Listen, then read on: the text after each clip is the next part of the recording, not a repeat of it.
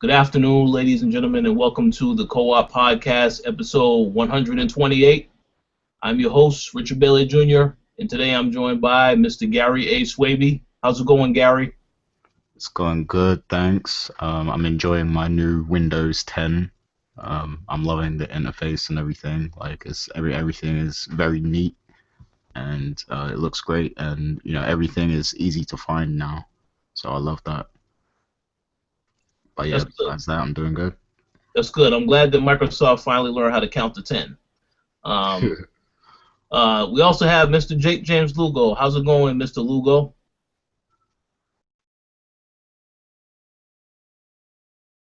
You're I muted. had my mic muted for a second. Yeah, I've been good. I've been busy playing a lot of video games, man. Just enjoying all the games I've been playing and just writing about them. Sounds good. And we're also joined today by Mr. Anthony Frazier. How's it going, Anthony? What's going on? I know it's been a while since I've been on here. I'm looking forward to discussing the topics at hand. Sounds good. So, we do definitely have quite a bit of things to talk about today. But before we jump into that, I wanted to ask you guys very quickly, what have you been playing? So, how about you go first, Mr. Lugo? Well, to be honest with you, I've been playing a lot of games, across different platforms. I have new reviews up on the site now on the Coalition. You guys could check it out. You guys could check out my review of Abyss Odyssey Extended Dream Edition. If you guys didn't check out the original review that I reviewed the first version of that game on PlayStation 3 on PlayStation Network. It's for both Xbox Live and PSN, but I did the PlayStation versions, and they released a new Extended Dream Edition, which is like a definitive edition, a re-release that has all the DLC content that's been put out there at this point. Same thing with any like updates and stuff. I ended up giving the game a fair score, and fair is kind of putting it a little bit lightly. I was a little harsh on the game because of a lot of problems that it had, a lot of different issues that popped up here and there, but it was still fair enough, very similar to my last score when I did the original game. But check out the review on there, and I'm going to be having another one posted up very soon for Sword Art Online Re-Hollow Fragment.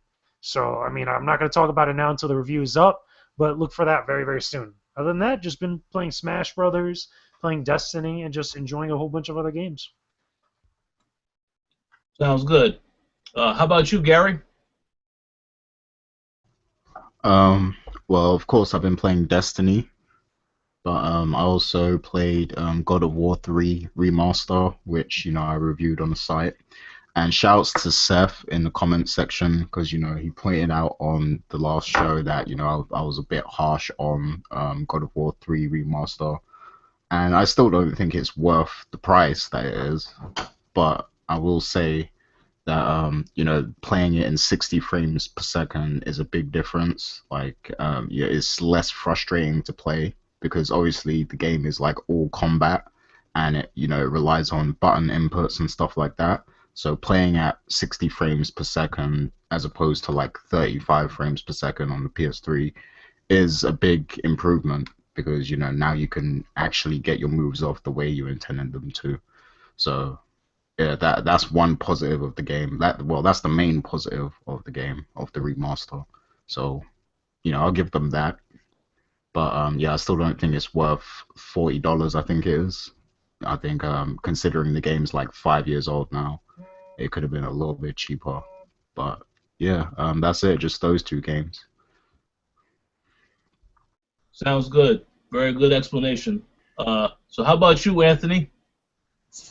I don't really got much time to play as many games as I like to, but I keep my pulse on the industry as a whole. As far as what I played, I actually got a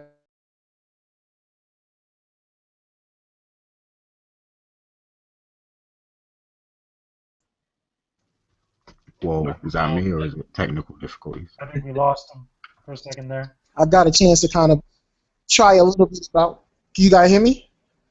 Yeah, we hear you now. Oh, you lost me for a second? Yeah.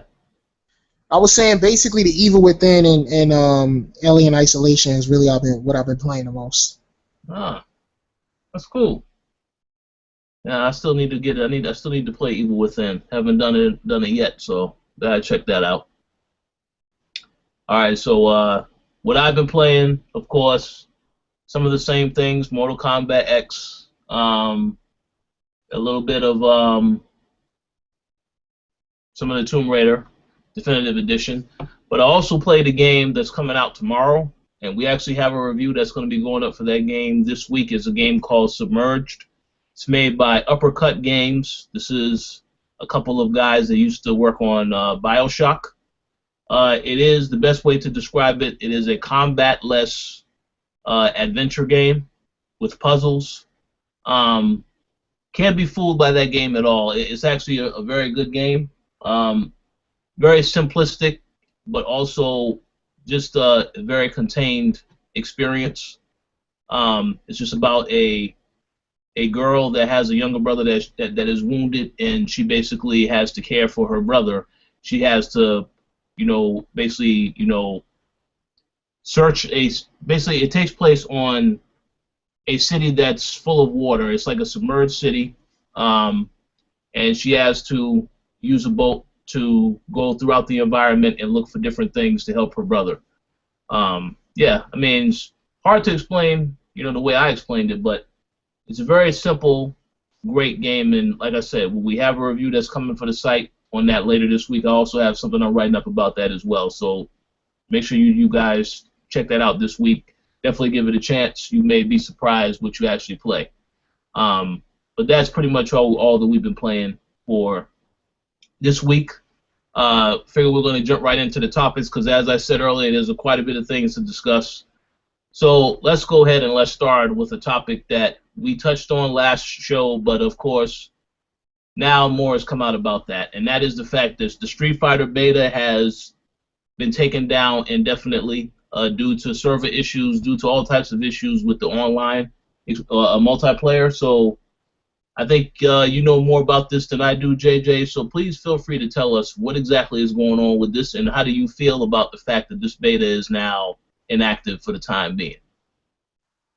Well, I mean, there's not really a lot to say about it other than the fact that basically Capcom just had a botched beta because they didn't plan on how many people were going to like bombard their servers. I feel like they probably could have did a little bit much more better preparing for it because, I mean, even our own Tony Polanco that actually tried to get into the beta. He got into a couple matches and he wrote about it, and then you can see his write-up on the site now. If you guys want to know his thoughts on the actual beta, the actual gameplay and such.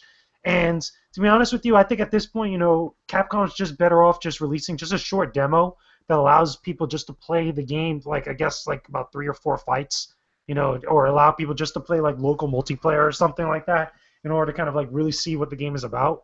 Because a lot of people were really planning on this. A lot of people were really kind of like doing their pre-orders in order to get into the beta so that they could have their first chance to play Street Fighter V.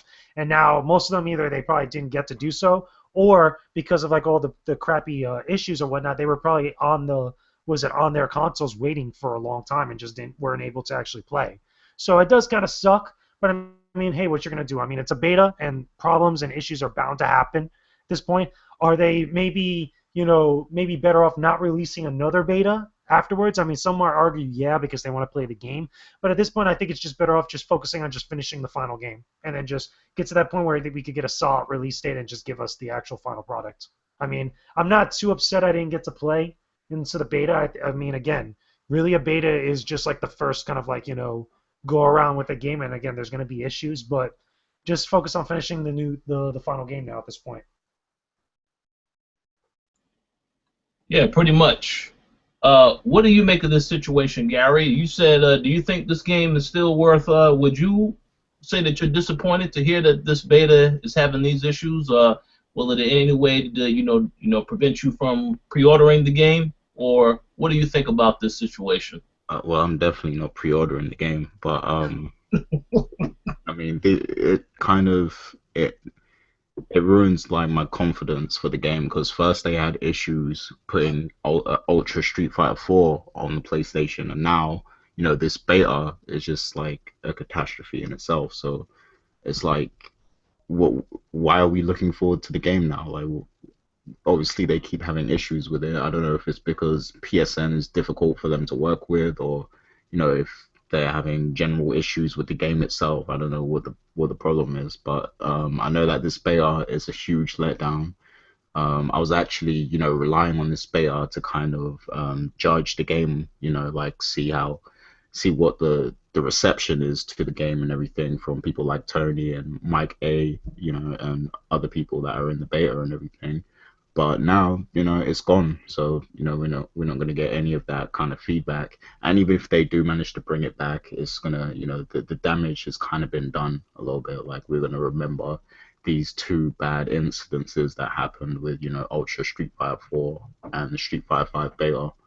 So, yeah, it's a bit of a letdown. But hopefully, when the actual game comes out next year, it's flames. Like, that's what I'm hoping. And then they can kind of redeem themselves a little bit. But yeah, for now it's just a letdown, unfortunately. Yeah, I mean, I think you both said it best about the beta having issues. That was expected to have some type of issues because a lot of games do have issues when they have the early betas. Of course, though, yeah, the Capcom issued the apology, but I do fully expect them to reopen that up at some point because there's a lot of people that, like you said, pre-ordered the game specifically to get early access to that beta. So they need to do right by those people, get it together and release it, maybe out for another 5 days or so, have people get a chance to jump on the servers because, I mean, if they're having issues now with the the volume of people that are on there, that may become a bigger concern later. So they definitely got to iron out the kinks. Do you have anything to add, Mr. Frazier? Well, Killer Instinct can't have no beta. That's it. Yeah. No, this is true. This is true. Short and sweet. Straight. Yeah. Okay. So let's move on to the next. That's topic. not a PlayStation, by the way. That's not me saying it's a PlayStation Xbox thing. Even though it's going to ultimately end up that way since the game is only on PlayStation. But, I mean, they figured out a way to make that netcode run smooth as butter. And I don't know. Maybe there's something Capcom can borrow from that. I have no clue, but there it is. It's not a netcode thing.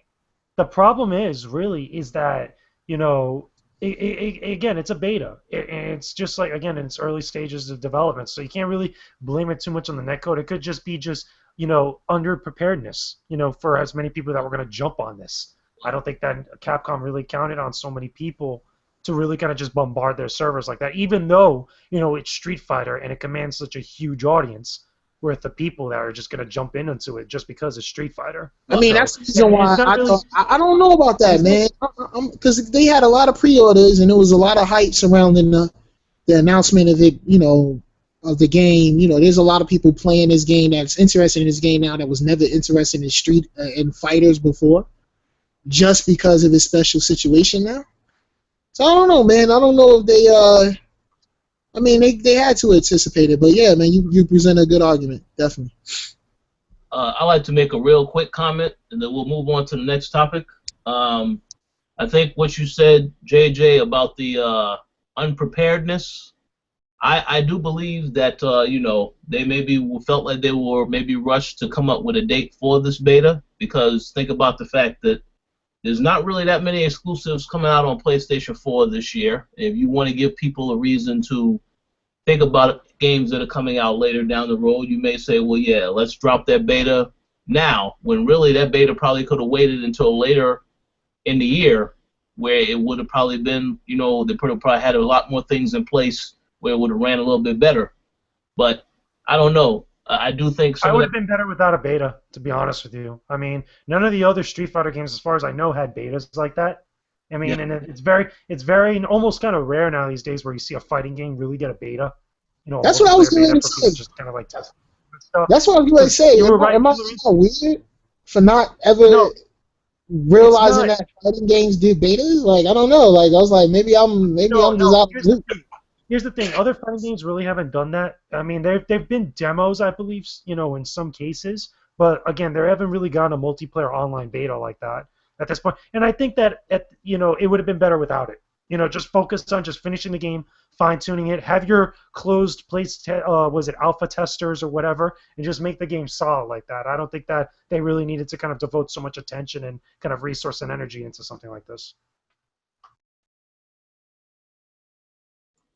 Yeah, so we'll see how the situation, gets fixed down the road. But yeah, I do agree it is weird that a fighting game would have a beta, but it is what it is. So let's move on to the next topic. And speaking of Capcom, acknowledging that they made Street Fighter V, and let's just admit that they will never make another original Mega Man game.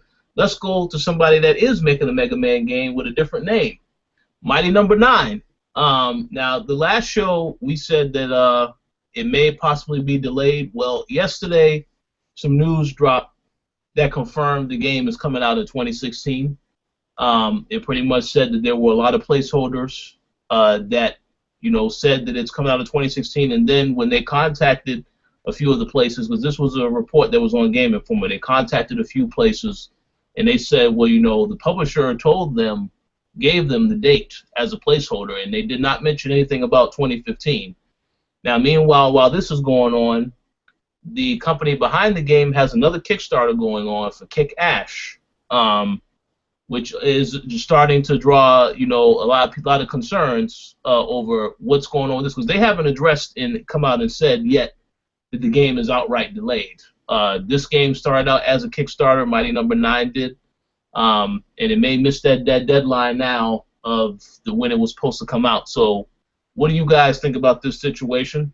Are you willing to forgive if it is delayed, or you think this is bad because they've already said on Kickstarter it's coming out in 2015?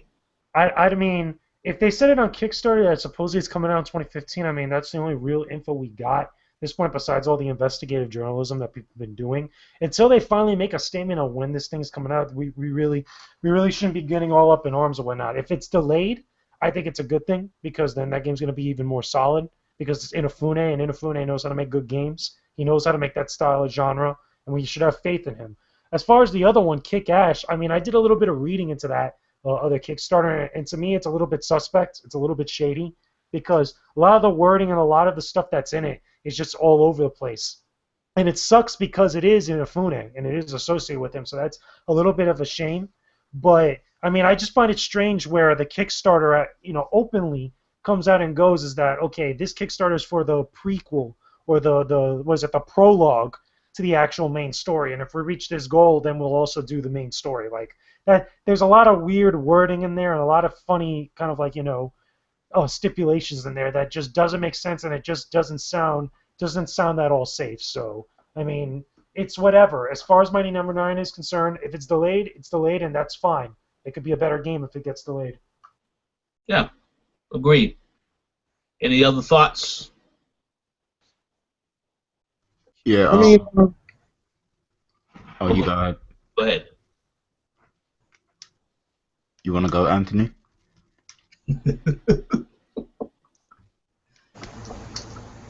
hello? Technical Yeah. different areas. Yeah, you guys can hear me? Yeah, we hear you. Oh, I don't know what the hell that was. I was gonna say that game developers are getting greedy now, man. You know what I mean? That Kickstarter shit, they start making up little new milestones and all types of shit. They greedy, man. They getting greedy, so I can't blame old boy for going back to the community, because he was like, damn, this money came so easy the first time. I'm gonna go back, get some more. You know what I mean? That's basically what his thought process is. And, it ain't nothing to it. On the other hand, as far as Mighty Number 9 being delayed, it's unfortunate. Especially if they, all the Kickstarter backers were promised 2015. I think they are better off saying something now. I think delaying the announcement of a delay will do more damage in the end. So if it is delayed, they need to just come out and say it right now, instead of just like having all these damn articles come out spreading misinformation and stuff like that. Like, because it doesn't do no good to do that. This is absolutely correct. Yeah, I was pretty much gonna say the same thing. Like, I don't mean to bash Kickstarter because I do feel like it's a system that needs to exist, especially for, people who have great ideas for video games and, need that financial backing and stuff. But people are getting greedy now and taking advantage of the system. And in this case, like at least put Mighty Number Nine out before you start the other Kickstarter. Like you need to let because that other game is a prequel, right? So you need to at least let everyone know, what kind of quality they're gonna get by putting out Mighty Number Nine first, and then once that comes out and it's well received and everyone likes it, then surely they're gonna want the next game. And yeah, I mean, like it just seems a bit greedy to me. Like it sets a bad example. Well, as JJ said earlier, yeah, they haven't made an announcement yet. I do agree they need to make an announcement soon because September is only a month away. So, but maybe we'll find out more about this story this week. Just have to stay tuned for that. So we're going to jump right into the next topic, and then these are when these topics start to get a little bit juicy. So Halo 5, this is supposed to be the game that everybody is looking forward to, as far as the Xbox fans are looking forward to. They announced this week that there will be no split screen in the game at all. Now, the question that I would like to ask is, do any of you think this is a big deal? Because, I know a lot of people like split screen, but, I mean, I personally don't really care about that if it meant that they were going to have to sacrifice something else in the process. So, how do you guys think about this? How about you go first, Gary? It's 2015. Like, people play games online now. Like, split screen, whether you like it or not, is kind of a thing of the past now. So I don't see the big deal in this. I think you're right, Gary. I mean, for us, that grew up in that time frame where split screen multiplayer was a thing, and it was like a legit, big deal for a lot of us. It kind of sucks for us a little bit more, especially for those people that play like something like Call of Duty or any other like online game where you could bring a friend with you online as a guest or like a group of people with you online. Because there have been games where you could bring up to like 2 or 3 people with you and go online as like a clan or a party, and then play other people online. Again, Call of Duty is really the one that really kind of started that. And I think some of the other Halo games had something similar, if I'm not mistaken. But again, it's 2015 going on to 2016. Most of the people out there that play these types of games play online and don't really get together local or do LAN parties and stuff like that, especially if it's console gaming and such. So it makes sense for them to do it, even though it sucks for guys like us. Yeah. I mean, like I said, I don't have a problem with it, because gotta think about the simple fact of when let's use Master Chief as a collection. I mean, let's use that as an example. Master Chief Collection. This was a game that it was originally supposed to be. We all thought it was just going to be Halo 2 remastered, but they decided to have a whole collection with all the other games. And I would argue that because they were ambitious in doing that, this is why they had all those issues at launch with the online multiplayer and all this other stuff. So I don't want them to try and do too much if they think it's something will cause an issue with something else. That's why I don't have a problem with them not having this in the game.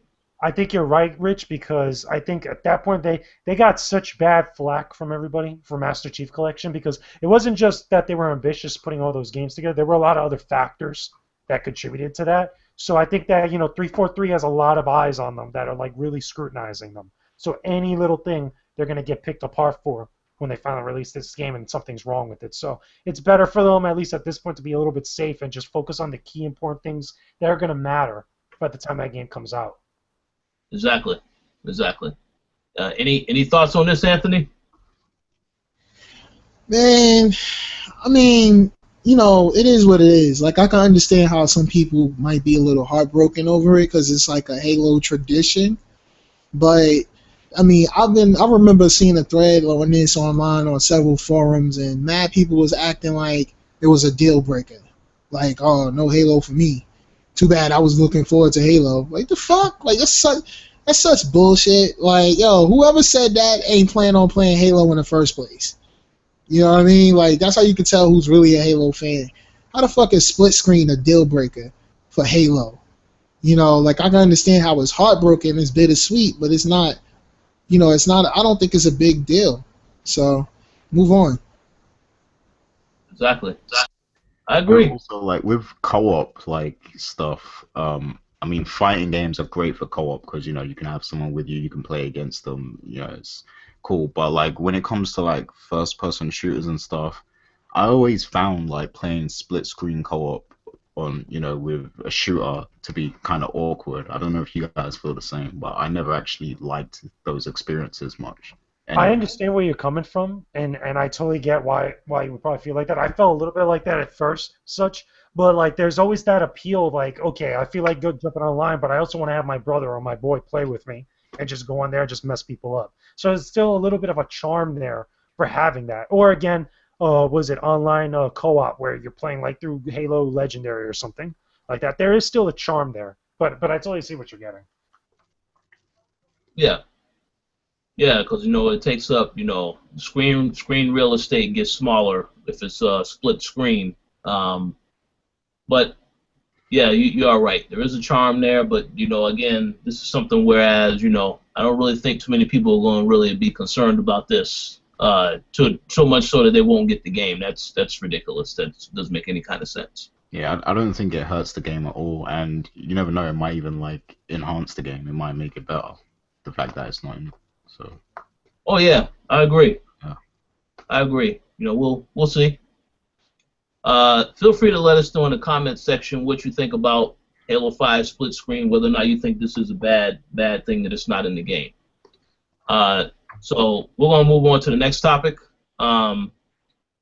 Earlier last week, it leaked out that Sony is currently working with a PlayStation Plus voting system, which will allow people to vote on the games they want on PlayStation Plus. Um, you know, it was originally just a leak, but then because it leaked, you know, the day after that, Sony came out and said, yeah, this is what we're working on. We'll have an announcement about that soon. So I'm going to assume that they're probably going to have that announcement at Gamescom, even though they don't have a press conference there. But what do you guys think about this feature? And what do you think will be some plus, you know, positives and negatives about it? Because there's still a lot that we don't know about it. So how about you go first on this, JJ? You tell me what you think. Well, basically, the misconception that a lot of people seem to be having is that this isn't going to allow you to choose whatever game you want and vote for whatever game you want to be on PlayStation Plus. The way it's going to work is that they're going to have a selection of like maybe 2 or 3 games, and they're like, okay, this is what we were thinking for the upcoming month. Which one do you guys want? And then people will choose, and then they'll get added to the collection of games of which we'll have. So you're still going to get those pre-decided games that are going to be available each month on your PlayStation Plus account, but at least you'll still have some element of feedback and some element of control in deciding what games get chosen for the actual lineup of titles. Now, what's interesting is that you kind of brought this up before we started recording, is that if this is successful and this kind of works and people take a liking to it, it's one, how far are they going to go with it when it comes to bigger titles, especially, you know, as you get more to more recent releases and bigger titles that have a lot more notoriety. Like, for example, like let's say 1 month, like we end up getting a choice of like a couple different fighting games that could be offered on PlayStation Plus, like Street Fighter, Mortal Kombat, or Guilty Gear, or something like that along those lines, or any other like big titles that, you know, we could have a selection for. We're gonna see. Hopefully, we'll see like how that actually, you know, how this idea evolves, and also we'll see if, again, if people take a liking to it, if Microsoft will kind of adopt something similar to it for games with gold. You know, I do agree with that. I personally do think that Microsoft may adopt this because I'm just surprised that neither company thought of this sooner, because that would have been a little bit more to make people feel as though they directly influence which games they're getting for free. I'm glad it's happening now, but I would have thought it definitely would have happened a lot sooner than this. But what do you think, Gary? Yeah, I think it's a great feature. Like, I applaud them for coming up with this. It's real good. But the only concern I have is they're gonna have to be like real selective about the games you can vote for, because I could see, indie developers maybe getting, annoyed if like they're up against a more popular or mainstream title, and then, of course everyone will vote for the more popular game, and indie developers might feel left out. But I know the runners up for the vote, they'll still be offered, but it'll be like a discount thing. So you won't get them free on PlayStation Plus, but they'll be discounted for that month. But yeah, I think that maybe they'll have to do different themes, like the games for every month. There'll be like a different theme, so then it will be like more fair, the games that are up against each other or something. Because if you're gonna put indie titles up against like mainstream titles that had big budgets, even though the game would be old by that point, it probably wouldn't be fair. So it'll be interesting to see what the response is from the actual indie studios and stuff. Yeah, I agree. Definitely will be interesting. How about you, Anthony? Uh, I mean, it's a cool idea, but it really comes. It makes you feel like you got an option, but do you really have an option? I mean, you still have to vote on what they choose you to vote on. So it's like, do Yeah. you want shit with a cherry or do you want shit with whipped cream? Like, okay, but still shit. Depending on what they choose, right?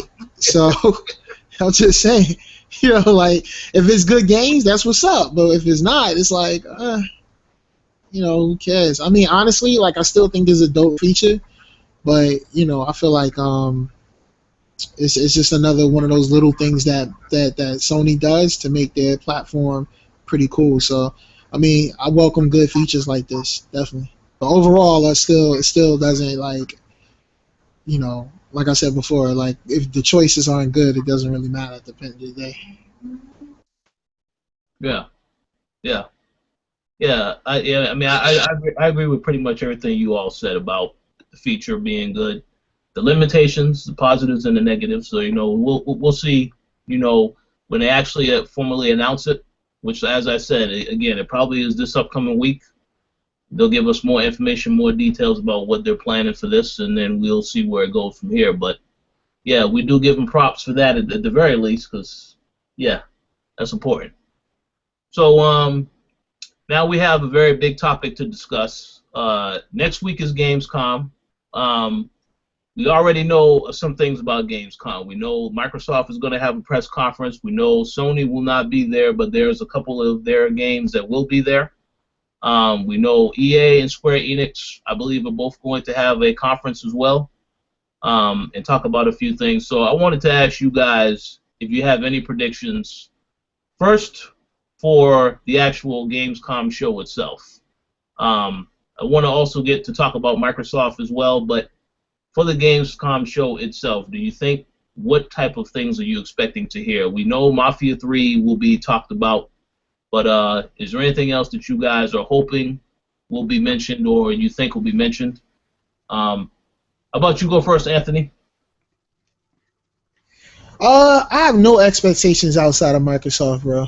I know. Honestly, man, like I really don't expect anything huge or groundbreaking. Cool little announcements like, hey, you get to vote for the next PlayStation Plus game. That's dope. But as far as new game announcements, my expectations are pretty low outside of Microsoft. Um, Honestly, like I'm willing to be surprised. Like I'm walking into it honestly, not really giving a fuck what's going on outside that Microsoft conference. But just being quite honest, man, but I'm willing to hear what's up. Like, so I'm eager. I'm eager to see what new games like Mafia. I never was a Mafia fan, so that news doesn't get me hype at all. So nah, man. Outside of MS, nothing, man. Not for me. Okay. How about you, Gary? Um, I mean, the thing I'm probably most excited for is more on Final Fantasy 15. So yeah, I can't wait to see, you know, what they show, and I hope they kind of give us a release window or something.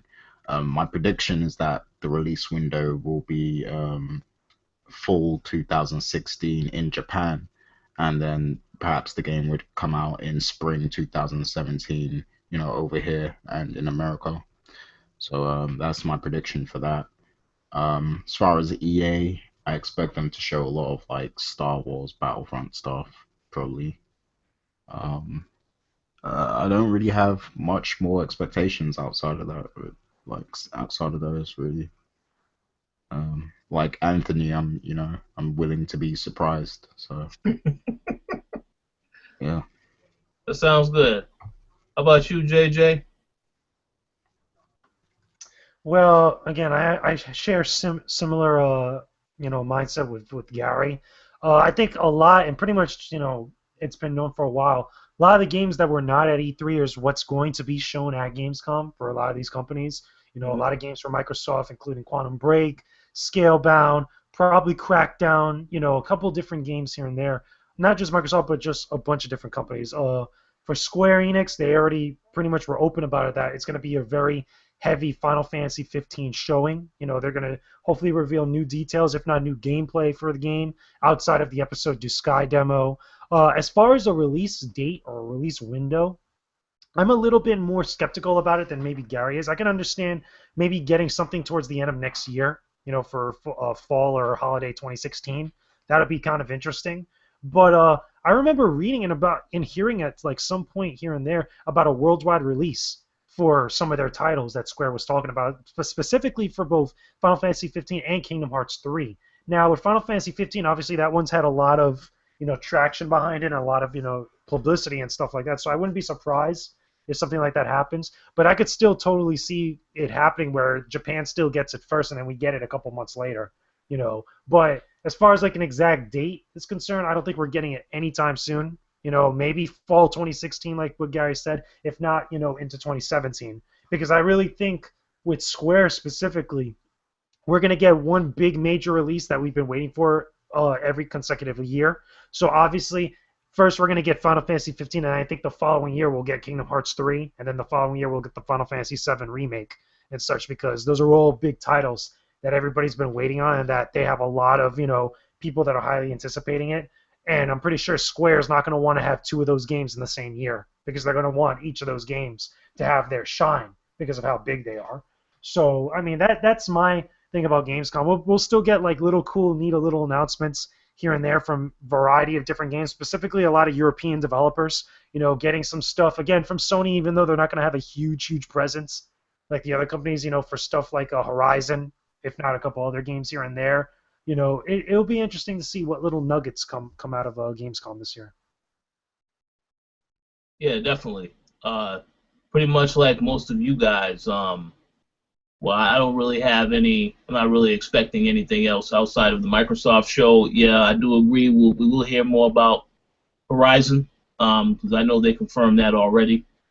A few announcements here and there. As for EA, Square Enix, I know that EA did say that there are a few games that a couple of new IPs and some returning IPs that they are going to be talking about at some point. They did not elaborate whether or not that means Gamescom or next year at E3. So have to wait and see what that is. But yeah, I mean, overall, I'll be surprised if anything else does happen that is newsworthy that isn't Microsoft. And sticking with Microsoft now, so the Microsoft conference itself, Phil Spencer has already come out and said, because a lot of people have been asking him, he's already said that this show, there is a lot of stuff they're going to focus on that you need updates on, but they're also going to focus on maybe a few new things as well. And he emphasized first party. He emphasized that first party is the direction they want to go. They don't want to keep doing these little third-party deals like they have with Tomb Raider right now. So my question to you guys are, what are your predictions for the Microsoft conference? Now that we know it's going to be heavily focused on first-party content. I'll go first, man. Look, I said this on the past podcast. I fully expect Microsoft to really to showcase that they're all about the first party this time around. A lot of people like to say, "Oh, they're all about first party because they got killed by Sony." Like they would like that to be the the the perception, but the thing is, Microsoft was like ever since Phil Spencer got in the office, he's been saying that since he got in the office. And to be honest with you, since his previous role was the head of Microsoft Studios, you would expect his focus to be on that. Like, what else would his focus be on as the former head of the Microsoft Studios? Like, what else would he be focusing on outside of first party games? So a lot of people don't really want to think about those things when they think about Microsoft's strategy moving forward. I fully expect to see Crackdown. Record's not going to be there. I fully expect to see. They already confirmed Scalebound. I think Scalebound is the game that most people. I know everybody likes Crackdown, but I think Scalebound is the game most people are waiting to see. What the fuck is this? You know what I mean? Because like the trailer don't show you shit. We haven't heard anything about the game since that E3 where the trailer premiered. Like, what the hell is that shit? Like, what is Scalebound, man? Like, we know what Crackdown is. We know what Halo is. We sort of know what Quantum Break is. We don't know what the hell Scalebound is. So that's my most intrigued game. Like, game I'm most curious to hear about. Outside of that, every other game is pretty cool. Like, I'm pretty fond of every other title, but I think Scalebound is where I really want to know what the hell it is. And the same thing for Recore. Even though Recore is not going to be there, it kind of leaves the same kind of reaction where it's like, what the fuck is this? So Microsoft, honestly, I think I love their CG trailers. They're pretty cool, but we got to put an end to this whole what the fuck is this type of thing, because like while it's cool and it builds anticipation, I would much rather show gameplay and have that build anticipation rather than a CG trailer. Because these things don't do the game any service. Horizon, there's a reason why people are interested in Horizon. They fucking saw it. Like, they crazy, like, you know what I mean? So it's like, it's just one of those things, man. They need to do more showing, man. More showing of the real game. But I'm interested in Scalebound the most. That's it. I agree with that. I just want to make a real quick comment about Recore. Yeah, it's a little puzzling that it's not there because this is supposed to be a game that's coming out next spring, and that's before E3. So I'm not really understanding when they're going to be showing anything more from that, unless the game doesn't come out in spring. So there's a lot of talk that we might see something from Recore at the Video Game Awards or some shit like that. Forgot about that show. Okay. Well, we'll see then, I guess. How about you, Gary?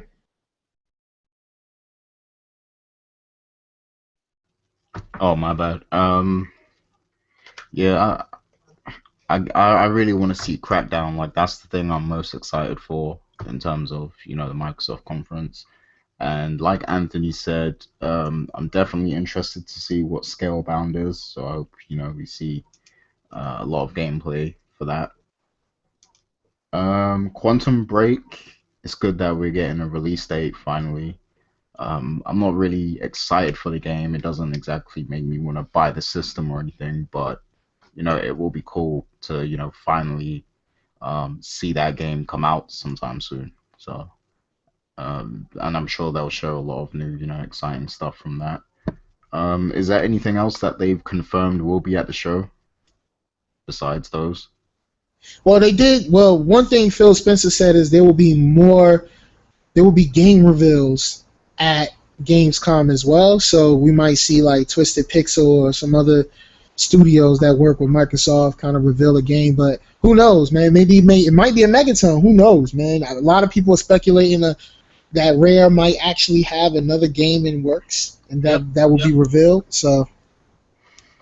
Yeah, I mean, well, I will say that this is their chance to fully put the spotlight on them because Nintendo's not there, Sony's not having a press conference, so like this could be the time where they really have that spotlight. So I hope they come with a great show.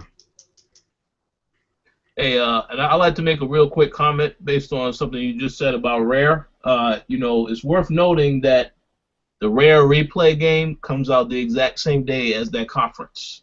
Oh. So there may be some type of Rare announcement at that show. Sea of Thieves won't be there. They already confirmed that's not going to be there, but I'll be surprised if it's nothing else that they reveal at that show that's Rare related. We'll see. How about you, JJ? Pretty much everybody's, pretty much said exactly my same similar sentiments or whatnot. Again, it's exciting to see what little nuggets come out of E3, not E3, out of Gamescom. See like any little kind of like neat little things that show up as like a neat surprise, because Gamescom is a significant event. I mean, one can argue it's bigger than E3 in some retrospects. Again, even though it's international, it's in Germany and such. But again, big event nonetheless, and it should be exciting to see what they got. Yeah. It definitely will be exciting to see what they got.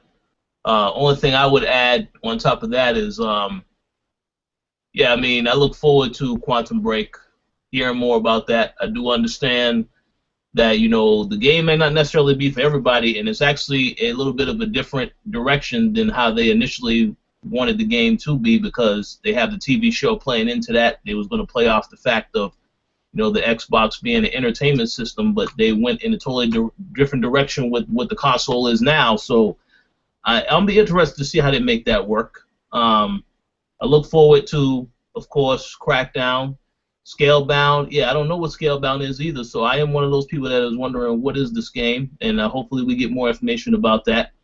I also hope that they show more Gears, because I did not like the footage they showed at E3 related to this game.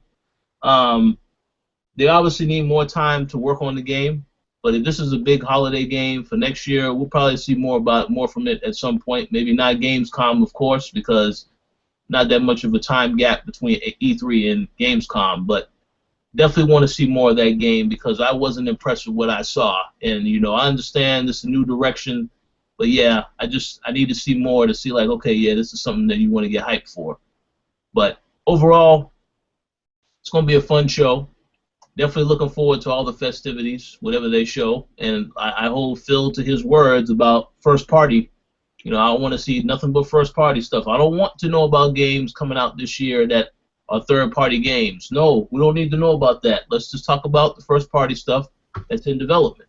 Oh, Tomb Raider's going to be there heavy.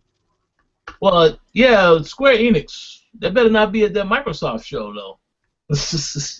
What about Deus Ex? Deus Ex also be another one. Yeah, Deus Ex, but that's another one though. One thing people was speculating would Microsoft just give Kojima a whole bunch of money to do something. Okay. You know what? That'd be interesting. That could be said about anyone at this point, because number one, when Metal Gear Solid 5 comes out, there's a lot of talk and speculation about we're going to hear more about that whole Kojima Konami fallout. But keep in mind, we still don't know what Kojima's intentions is after MGS5 drops. Like, he could go to any big publisher, ask for however amount of money for a budget, and create a game with them. All these different companies will pay out the nose to get someone with his name and his notoriety behind them. Sony? Anybody. I mean, Sony, you would say, because, again, Japanese developers over there, Japanese-centric company. But even Microsoft or any one of the other big three, or any other big third-party publisher, you could say the same thing about at this point. Except for Nintendo, right? No, including Nintendo, because, again, Japanese company. I mean, again, anything at this point with him can happen.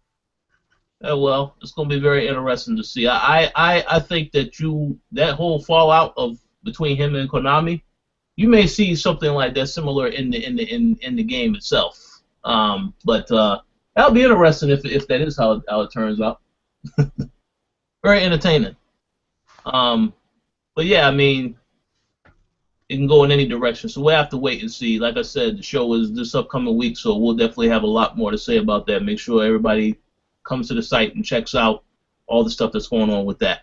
I will say that Microsoft could single-handedly raise the bar for Gamescom and make it like that number 2 show where a lot of the big news comes out. like next E3 kind of thing. So I mean, I already thought it was a little bit better than E3 because you actually can play stuff at Gamescom. With E3, you looking at previews and stuff, in nothing, no hands-on time. yeah, I mean, as insiders, we know that Gamescom it probably is better than E3 to go to as an event. But I think like, a lot of outsiders and stuff, like they probably just see E3 as the big thing, and they probably don't think that a lot of big announcements can come from Gamescom. Yeah. But I think Microsoft can really change that. So, Okay. We'll see. All right, so this is going to be the final topic. I wasn't going to make this a topic, but I guess it has to be. Well, it has to be acknowledged because it's a pretty big deal. We know that there was some news that came out this week regarding the PlayStation 4, the sales in which the console is, sold a ton of consoles. It says right here that Sony has reported the PlayStation 4 has sold 25.3 million total PlayStation 4 so far. Now, there was some speculation as to whether or not, whether it's sold versus shipped, because there are some conflicting reports out there that say, they talk about this, but the momentum continues to rise at this point for PlayStation 4. So I wanted to get you guys' opinion on this news. And as far as for the rest of the year, because I know Tony made a statement on the Throwdown, which he said that he predicts that pretty much Sony is going to win, at least 2 months this holiday season. And I thought to myself, well, that's interesting. I don't know if I necessarily agree with that because, I mean, it all depends on the games, right? I know Microsoft, this is going to be a very important year for them with the holiday season, with the games they got coming out. So I was just curious what you guys think, whether or not Sony is going to continue that momentum into the holiday season and still outsell the Xbox One, or does Microsoft really have an opportunity to do well this holiday? Microsoft does well every holiday season. So I think Microsoft is going to do well this holiday season. The question is, does it matter? You know what I mean? Like if Sony's going to continue to do very well, I don't imagine Sony's momentum slowing down, but at the same time, anything is possible. Like, we don't know what the fuck can happen. You know what I mean? That's the reason why, I never really have any extreme position on something too more in the game industry, because like the tide always changes. And sometimes people, they put a lot of interest and investment and money into one opinion or one thought that, when the tides do change, they're upset about it, and that's when fanboyism is born. So, to be honest with you, man, like I really don't predict Microsoft ever outselling the PS4 in its lifetime with the Xbox One. I don't predict that happening ever. But can it happen? Yes. Is it possible? Yes. This holiday season, Xbox One may do well, and they may even outsell the PS4 for 1 month or 2 months. But after that, everything's going to go back to normal. Yeah. Very good. I'm with Cap on this one, honestly. I mean, I'm not so much of a numbers guy, and I really kind of like judge the system success based more on the software that's coming out or the software that's released at the point than really the sales of the consoles themselves. But that's just me. Again, it's a little bit of my own little ignorance towards the MPDs and such. But with that being said, I think it's anybody's game at this point. I think both companies, or you can say all three, but really if we're just talking about Microsoft and Sony, they're both playing different types of games at this point, trying to get to the same goals. So, I mean, anything could happen at this point going into the holiday season. I think the long game going into next year, I think, is really going to be the thing that's significant, because there's a lot of bigger titles for both platforms that are going to be going into next year and the following year after that. But I mean, if we're just talking about this holiday season, I mean, it's again, anybody's game at this point. Yeah. How about you, Gary? I think I think Microsoft will, kind of win this fall. Like, I think they're gonna sell the most because, just looking at it, I mean, PlayStation 4 has the Call of Duty DLC and the Nathan Drake collection, I guess. Yeah. And Microsoft, they've got Halo 5, they got Tomb Raider. What else do they have? I think there was another one. Forza. Yeah, Forza. But that's So September. But yeah, that counts. yeah, I think that's that. Those are big names. So I feel like a lot of people are gonna, and because Sony has already sold so many consoles already, 25 mil or whatever, I feel like now more people are gonna start to look at Microsoft and start to purchase that console. So yeah, I think Microsoft will probably have this fall on lock pretty much. But like Anthony said, after that, the momentum will probably shift back to Sony because they've got a lot coming in 2016. So Yeah, you know what? That was Microsoft. I'm not gonna take back my statement, but at the same time, like I made that statement based off of Microsoft what they did this year. Obviously, next year they have more games coming out to spread out throughout the whole year. So who knows? But I'll stick to my statement. But at the same time, like being that they have so many titles to drop next year, that may be a little glimmer of hope for that company to do that. So yeah, and now that I think about it, it would make sense for Microsoft to announce that Quantum Break is coming out like spring 2016, because then that will give them some momentum for earlier in 2016. So I think they should definitely do that. Yeah. Not. I agree. I agree with everything that has been said. I do think that without a doubt, Microsoft it will have I think they will have they'll have a good holiday season, of course. But yeah, Sony has all the momentum at this point in time. So yeah, everything you guys said about it reverting back to is good. One thing that I think that people should acknowledge though and understand, again, Sony and Microsoft switch places. Last generation Sony, and I'm not saying that they're not doing this now. They had a lot of first party content. And sometimes it took a while for that first party content to come out, but they always had that. So now they're doing a little bit of third party stuff, whereas Microsoft was doing a lot of third party stuff, and they were a little bit limited with the first party stuff. So Phil Spencer's whole thing about taking over that company now and focusing specifically on first party, that means that we're going to actually get some other franchises and other games that will be good. We have a little bit more diversity and make sure that this is not just a console with shooters like Halo, not just Forza, not just Fable Legends, another game that's coming out. But yeah, trying to actually do other new stuff like Sunset Overdrive, like Recore, Scalebound, those type of games. So that's why I think it is still a good time to own an Xbox One or want to own one, because now you're going to get to see what Microsoft is made of as far as trying to be more creative rather than making the same games, the same franchises over and over again. So that's the one positive to take from this. But in terms of the sales, we already know PlayStation, they deserve their props, and they will continue to have all the momentum. So it is what it is.